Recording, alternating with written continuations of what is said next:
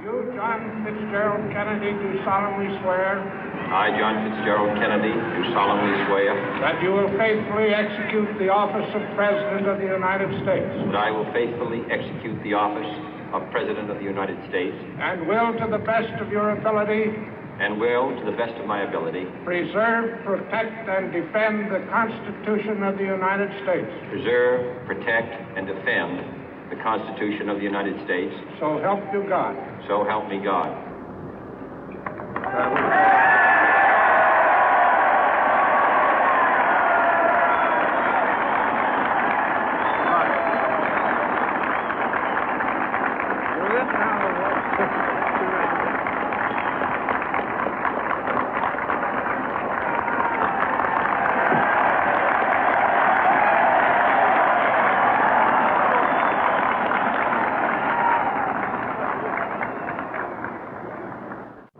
Vice President Johnson, Mr. Speaker, Mr. Chief Justice, President Eisenhower, Vice President Nixon, President Truman, Reverend clergy, fellow citizens.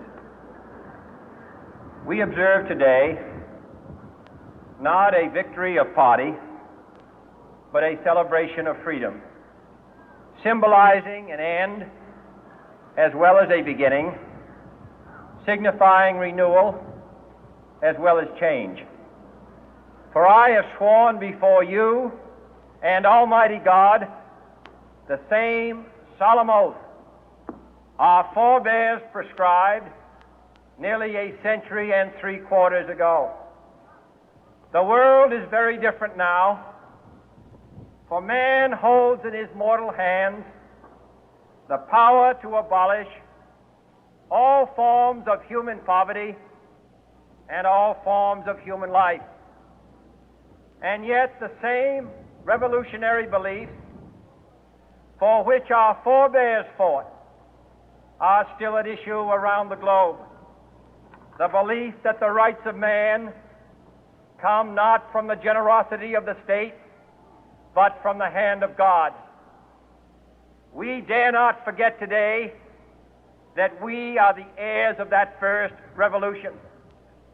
Let the word go forth from this time and place to friend and foe alike that the torch has been passed to a new generation of Americans born in this century, tempered by war, disciplined by a hard and bitter peace, proud of our ancient heritage, and unwilling to witness or permit the slow undoing of those human rights to which this nation has always been committed and to which we are committed today at home and around the world.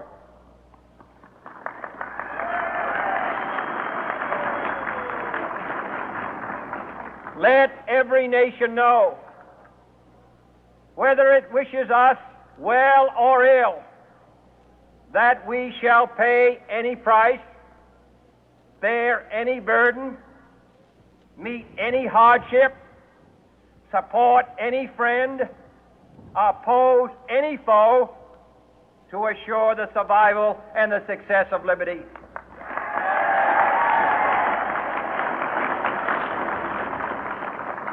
This much we pledge and more.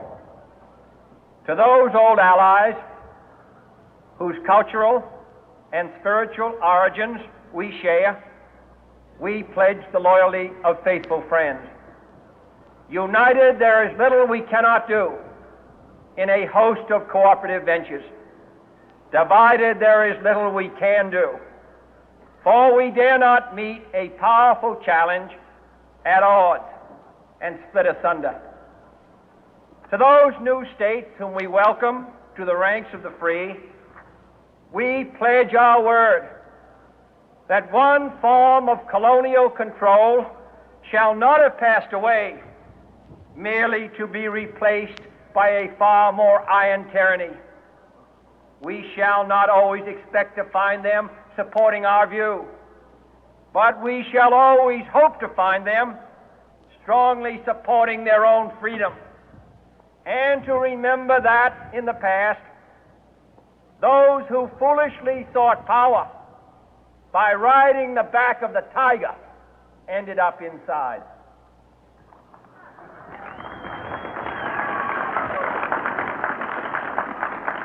To those people in the huts and villages of half the globe struggling to break the bonds of mass misery, we pledge our best efforts to help them help themselves for whatever period is required, not because the communists may be doing it, not because we seek their votes, but because it is right. If a free society cannot help the many who are poor, it cannot save the few who are rich.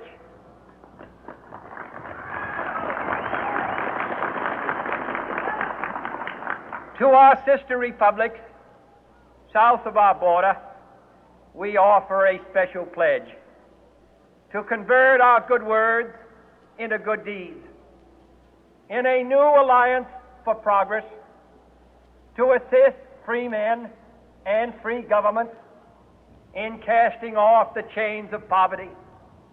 But this peaceful revolution of hope cannot become the prey of hostile powers. Let all our neighbors know that we shall join with them to oppose aggression or subversion anywhere in the Americas. And let every other power know that this hemisphere intends to remain the master of its own house.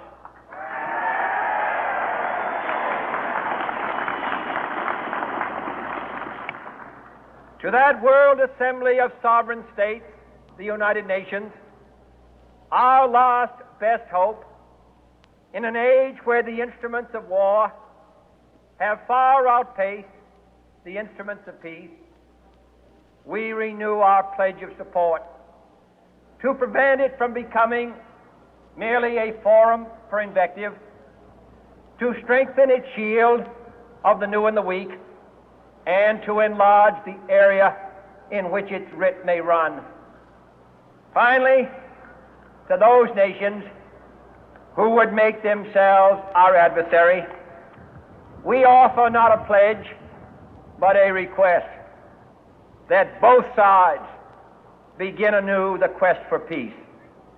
Before the dark powers of destruction, unleashed by science, engulf all humanity in planned or accidental self-destruction, we dare not tempt them with weakness, for only when our arms are sufficient beyond doubt can we be certain beyond doubt that they will never be employed. But neither can two great and powerful groups of nations take comfort from our present course, both sides overburdened by the cost of modern weapons, both rightly alarmed by the steady spread of the deadly atom, yet both racing to alter that uncertain balance of terror that stays the hand of mankind's final war. So let us begin anew, remembering on both sides that civility is not a sign of weakness, and sincerity is always subject to proof. Let us never negotiate out of fear, but let us never fear to negotiate.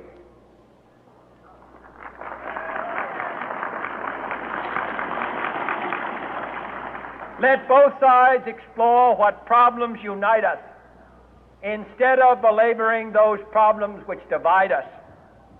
Let both sides, for the first time, formulate serious and precise proposals for the inspection and control of arms, and bring the absolute power to destroy other nations under the absolute control of all nations.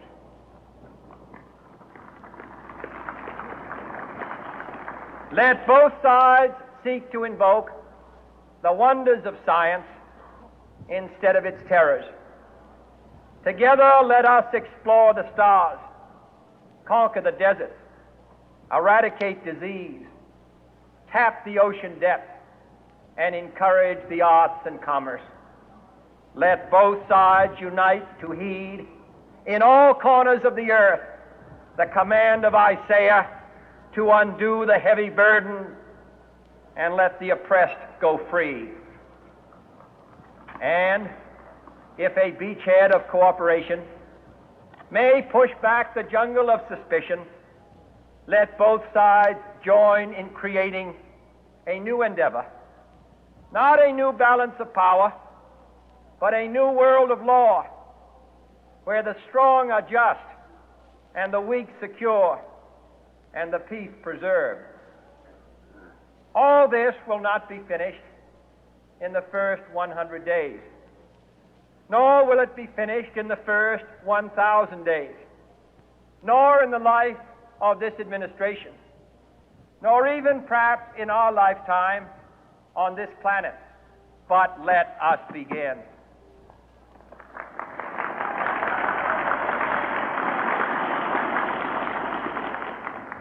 In your hands, my fellow citizens, more than mine, will rest the final success or failure of our course.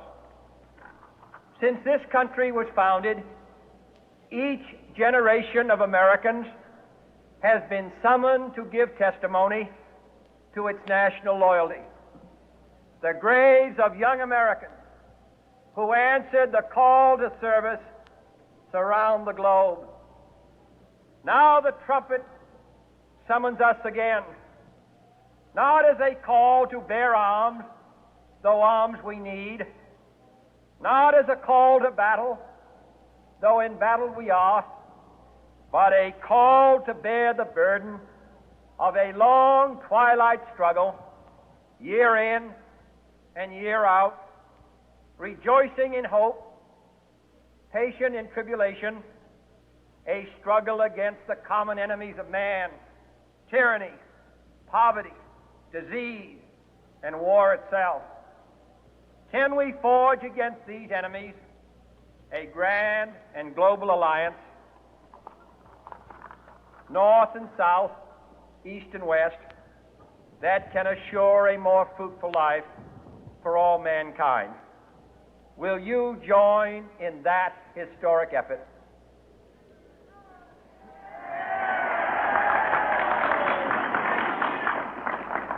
In the long history of the world, only a few generations have been granted the role of defending freedom in its hour of maximum danger. I do not shrink from this responsibility. I welcome it.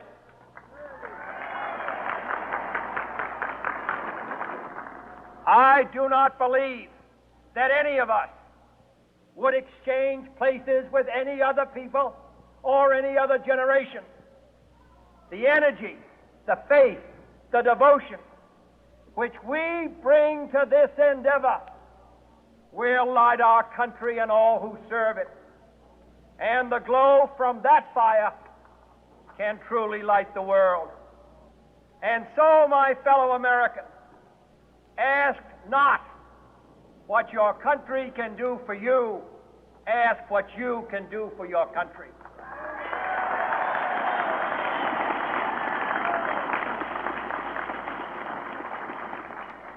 My fellow citizens of the world, ask not what America will do for you, but what together we can do for the freedom of man.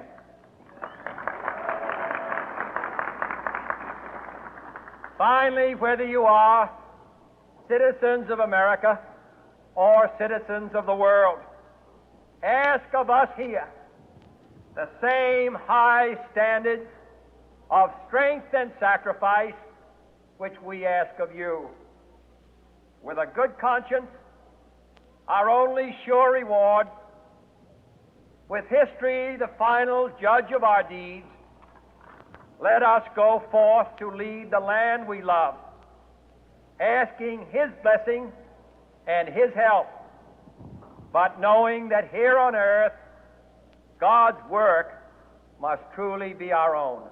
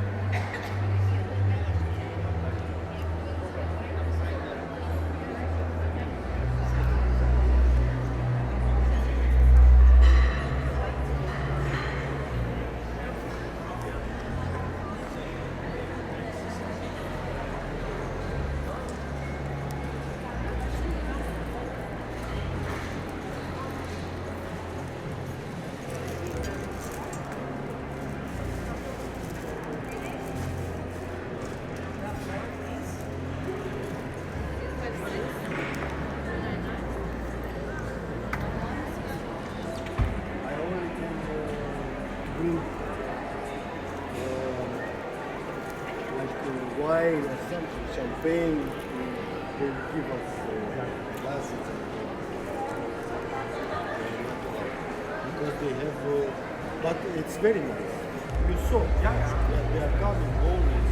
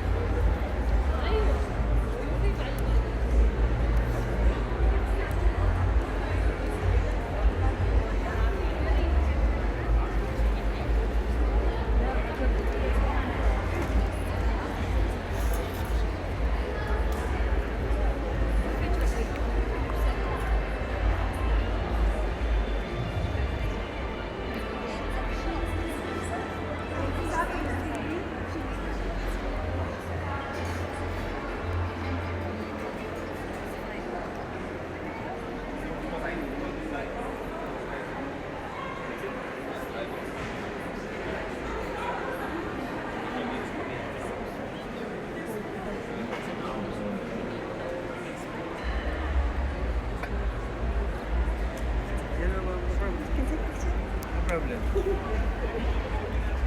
I can take picture here.